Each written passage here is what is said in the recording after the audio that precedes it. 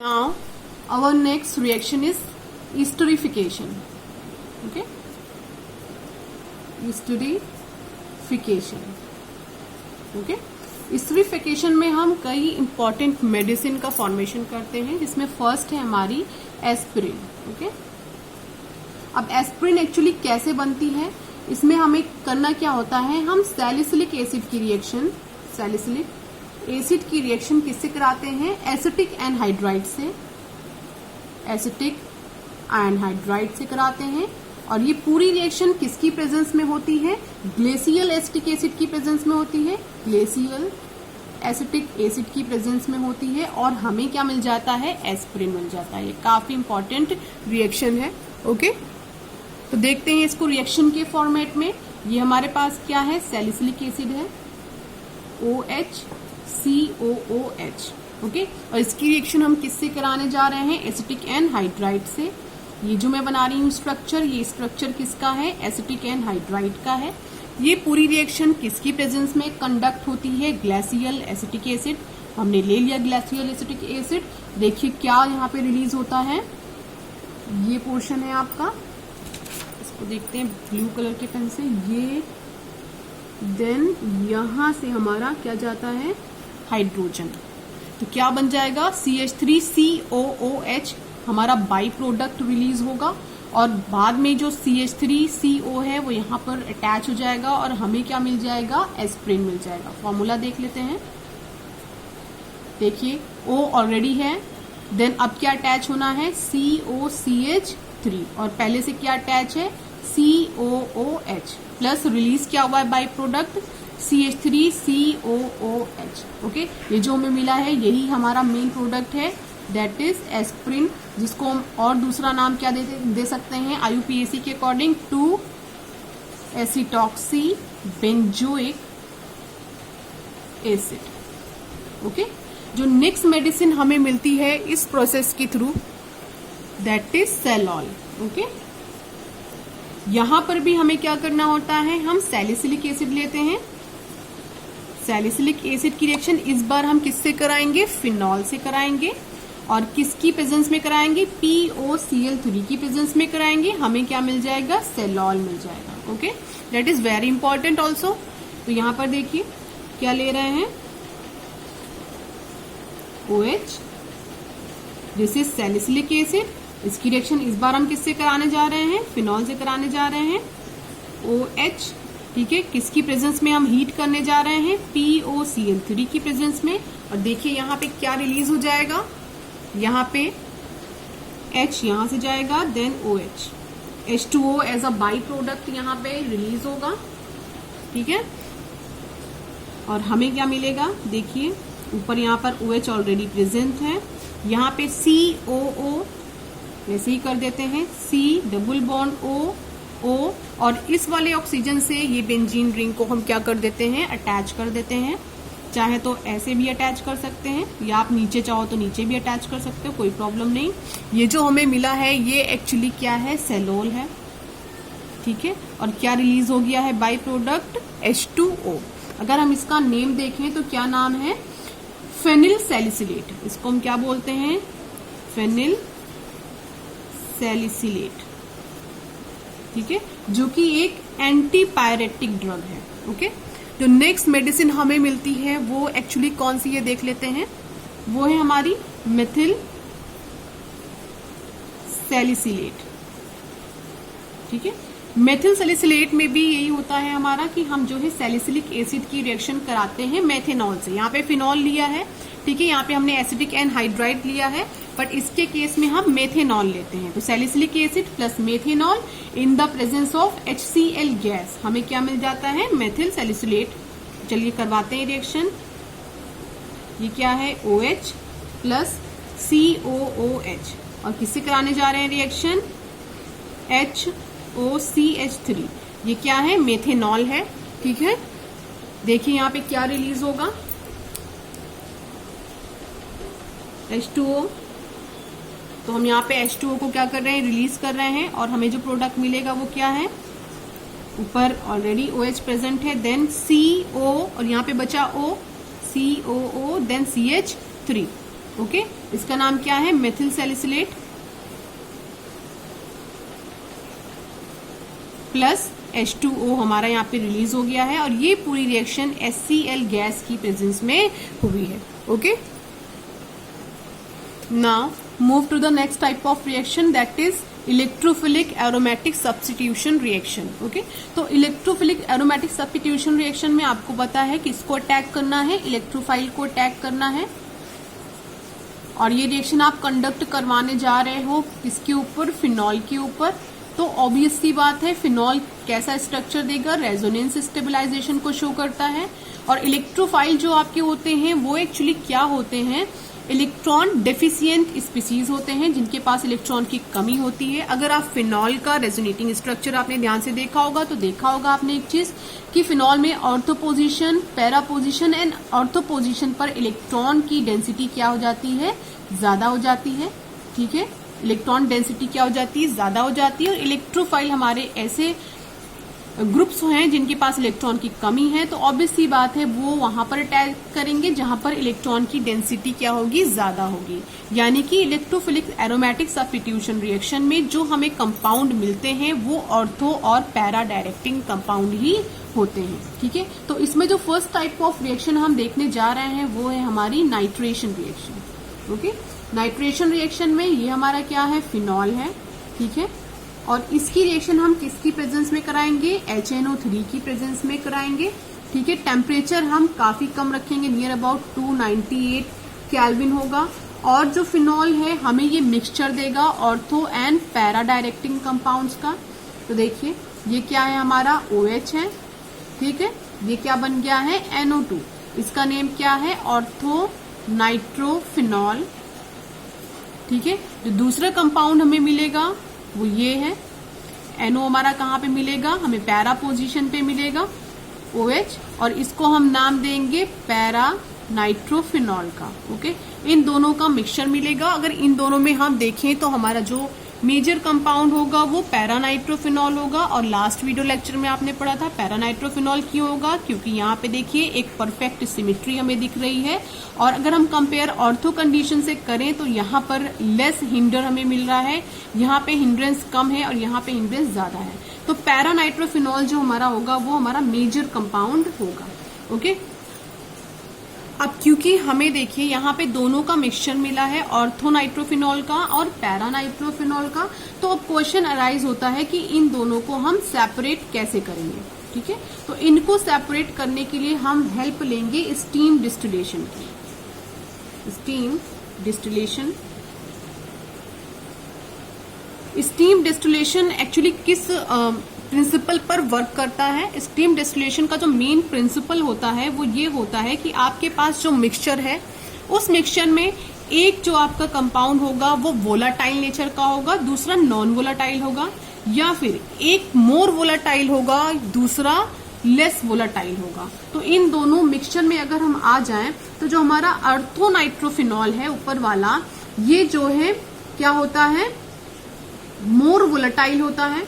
ठीक है, मोर वोलेटाइल होने की वजह से ये जल्दी इवेपोरेट हो जाता है और इसे हम अलग कलेक्ट कर लेते हैं। और पैरा नाइट्रोफिनॉल जो हमारा होता है वो लेस वोलेटाइल होता है, और लेस वोलेटाइल होने की वजह से जिस कंटेनर में हमने डिस्टिलेशन की प्रोसेस करी है उसी कंटेनर में ये रह जाता है और ऑर्थो वाला क्या हो जाता है, इवेपोरेट हो जाता है। अब क्वेश्चन अराइज होता है कि ऑर्थो नाइट्रोफिनॉल एक्चुअली क्यों वोलेटाइल है और पैरा नाइट्रोफिनॉल क्यों as compared to ortho nitrophenol less volatile है। दोनों ही वोलेटाइल है, एक मोर वोलेटाइल है, एक लेस वोलेटाइल है। तो जो हमारा ऑर्थो नाइट्रोफिनॉल है, ऑर्थोनाइट्रोफिनॉल में एक्चुअली कैसी बॉन्डिंग हमें मिलती है, इंट्रामोलिकुलर हाइड्रोजन बॉन्डिंग मिलती है। इंट्रामोलिकुलर हाइड्रोजन बॉन्डिंग हमें मिलेगी। ठीक है, इंटरमोलिकुलर हाइड्रोजन बॉन्डिंग, कुछ ऐसी बॉन्डिंग देखिए, ये हमारा क्या है, N double bond O and O, then यहां पर देखिए क्या लगा हुआ है, O और H। ठीक है, यहाँ पर जो सेम कंपाउंड में जो हमारा हाइड्रोजन और ऑक्सीजन है उन दोनों के बीच में अगर डेवलप हो जाए बॉन्ड, ठीक है, कैसा बॉन्ड, हाइड्रोजन बॉन्ड, तो उसको हम क्या बोलते हैं, इंट्रामोलिकुलर हाइड्रोजन बॉन्डिंग। ठीक है। लेकिन पैरा का केस इससे काफी डिफरेंट है। पैरा के केस में क्या होता है, हमें मिलती है इंटरमोलिकुलर हाइड्रोजन बॉन्डिंग। देखिए पैरानाइट्रोफिनॉल में हमें कैसी हाइड्रोजन बॉन्डिंग मिल रही है, इंटरमोलिकुलर हाइड्रोजन बॉन्डिंग। अब इसके केस में क्या होता है कि ये देखिए OH N double bond O N O, ठीक है। अब यहां पे देखिए ये दूसरा मॉलिक्यूल है OH N double bond O N O। यहां पर देखिए डिफरेंट मॉलिक्यूल्स के बीच में क्या मिल जाए हमें, हाइड्रोजन बॉन्डिंग। ये कैसी बॉन्डिंग है, हाइड्रोजन बॉन्डिंग। तो इसको हम क्या बोलते हैं, इंटरमोलिकुलर हाइड्रोजन बॉन्डिंग बोलते हैं। तो एक चीज आप याद रखिएगा कि जो ऑर्थोनाइट्रोफिनॉल है ये मोर वोलाटाइल इसलिए है क्योंकि इसमें इंट्रामोलिकुलर हाइड्रोजन बॉन्डिंग प्रेजेंस है, और पैरानाइट्रोफिनॉल लेस वोलाटाइल इसलिए क्योंकि इसमें इंटरमोलिकुलर हाइड्रोजन बॉन्डिंग प्रेजेंट है। Okay, now next important point is formation of picric acid. Okay, तो यहां पर देखिए क्या होता है, हम फिनॉल की रिएक्शन जब कर दें कॉन्सेंट्रेट HNO3 से, ठीक है, इससे कॉन्सेंट्रेट HNO3 से, इससे पहले भी हमने रिएक्शन करी है, बट इससे पहले जो हमने रिएक्शन HNO3 से करी है उसमें हमने डाइल्यूट HNO3 लिया था। यहां पर हम क्या ले रहे हैं, कॉन्सेंट्रेट HNO3 ले रहे हैं। जब हम कॉन्सेंट्रेट HNO3 से रिएक्ट कराएंगे फिनॉल को तो हमें क्या मिलता है, NO2 एंड NO2। यहाँ पे देखिए ऑर्थो पोजीशन पर NO2 मिला, देन हमें पैरा पर मिला, उसके बाद वापस हमें ऑर्थो पर मिला। यहाँ पे 3 पोजीशंस पर हमें NO2 मिल गया है। और ये जो कंपाउंड है ये कंपाउंड ही एक्चुअली हमारा क्या कहलाता है, पाइक्यूरिक एसिड कहलाता है। और अगर आपका इसके लिए IUPAC नेम लिखना हो तो इसका IUPAC नेम क्या होता है, 2,4,6 ट्राई नाइट्रोफिनॉल। ओके, तो फिनॉल के केस में आपको एक चीज समझ में आ रही होगी कि अगर हम कॉन्सेंट्रेट फॉर्म में सेम रिएजेंट ले रहे हैं तो हमें कुछ और प्रोडक्ट मिल रहा है, अगर हम डाइल्यूट फॉर्म में रिएजेंट ले रहे हैं तो हमें कुछ और प्रोडक्ट मिल रहा है। ऐसा काफी केसेस में आपको देखने को मिलेगा, ठीक है। नेक्स्ट हमारे पास रिएक्शन है हेलोजिनेशन रिएक्शन, ठीक है। हेलोजिनेशन रिएक्शन में मेनली हम रिएक्शन यहाँ पर फिनॉल की किससे कराएंगे, ब्रोमीन से कराएंगे, ठीक है। तो फर्स्ट पॉइंट है हमारा कि जब हम रिएक्शन को कैरी कराएं किसकी प्रेजेंस में, डायरेक्ट Br2 से, और किसकी प्रेजेंस में, CS2 की प्रेजेंस में या फिर क्लोरोफॉर्म की प्रेजेंस में कराएं, तो देखिए हमें क्या कंपाउंड मिलता है, ये हमारा क्या है, फिनॉल है। Br2 से हमने रिएक्शन कराई है, किसकी प्रेजेंस में कराई है, कार्बन डाइसल्फाइड की प्रेजेंस में कराई है, और हमें देखिए क्या मिल रहा है, OH Br plus OH Br। Okay, एक हमें क्या मिल रहा है, ऑर्थोब्रोमोफिनॉल, दूसरा हमें मिल रहा है पैराब्रोमोफिनॉल। इन दोनों में मेजर हमारा कौन सा होगा, पैरा होगा। लेकिन अगर यहाँ पर हम कुछ चेंजेस कर दें, हम चेंज क्या कर दें कि इस बार हम फिनॉल की रिएक्शन ब्रोमीन वाटर से कराएं, ठीक है। किससे कराएं, ब्रोमीन वाटर से। देखिए इससे अब जा रहे हैं हम रिएक्शन कराने, ब्रोमीन वाटर से कराने जा रहे हैं। हमने CS2 हटा दिया है, रिएजेंट यहाँ पे मीडियम चेंज कर दिया है। मीडियम चेंज करने पे हमारा जो प्रोडक्ट भी चेंज हो जाएगा। ओके, ये क्या है, हमारा फिनॉल है। ओके, और किससे कराने जा रहे हैं, Br से रिएक्शन कराने जा रहे हैं, तो कराते हैं। देखिए हमें क्या मिलेगा, ये OH है, Br एंड Br, तो इसका नेम क्या है, 2,4,6 ट्राई ब्रोमोफिनॉल। ओके, तो इस तरह से आपको ये समझ में आ रहा होगा कि जैसे जैसे हम रिएजेंट चेंज करते जा रहे हैं, सेम रिएजेंट में क्वांटिटी या मीडियम चेंज कर रहे हैं या फिर कॉन्सेंट्रेशन चेंज कर रहे हैं, तो हर फॉर्मेट पे हमें डिफरेंट प्रोडक्ट मिल रहे हैं। ओके, अब जो नेक्स्ट रिएक्शन हम स्टडी करने जा रहे हैं वो है कोलबेस रिएक्शन, जो कि काफी ज्यादा इंपॉर्टेंट है। यहाँ पर होता क्या है बच्चों की, हमें अभी स्टडी किया है कि जो फिनॉल है और फिनॉक्साइड आयन है, अगर इन दोनों में हम कंपेयर करें तो फिनॉक्साइड आयन एक्चुअली हमारा ज्यादा स्टेबल होता है। तो इस रिएक्शन को हम इनिशिएट भी यहीं से करते हैं। यहाँ पर हम करते क्या है कि जो हमारे पास फिनॉल होता है, ये हमारे फिनॉल है और इसकी रिएक्शन हम किससे करा देते हैं, NaOH से, ठीक है। और इसको किसमें कन्वर्ट कर देते हैं, फिनॉक्साइड आयन में कन्वर्ट करते हैं। ONA हमारा क्या है, फिनॉक्साइड आयन है, जिसका नाम क्या होता है एक्चुअली सोडियम फिनॉक्साइड, क्योंकि सोडियम मेटल लगा है तो सोडियम फिनॉक्साइड नाम हो गया इसका, ठीक है, सोडियम फिनॉक्साइड। और क्या देखो यहाँ पे रिलीज हो जाएगा OH और ये H2O माइनस कर दे रही हूँ, यहाँ पे क्या हो गया है, रिलीज हो गया। अब हमारी जो इंपॉर्टेंट पॉइंट है वो स्टार्ट हो रहा है। अब ये जो सोडियम फिनॉक्साइड है इसको हम पास करा देंगे कार्बन डाइऑक्साइड में, और ये काम किसकी प्रेजेंस में करेंगे, एसिड की प्रेजेंस में हम करेंगे, तो हमें सैलिसिलिक एसिड मिल जाएगा। ये काफी इंपॉर्टेंट है, ठीक है।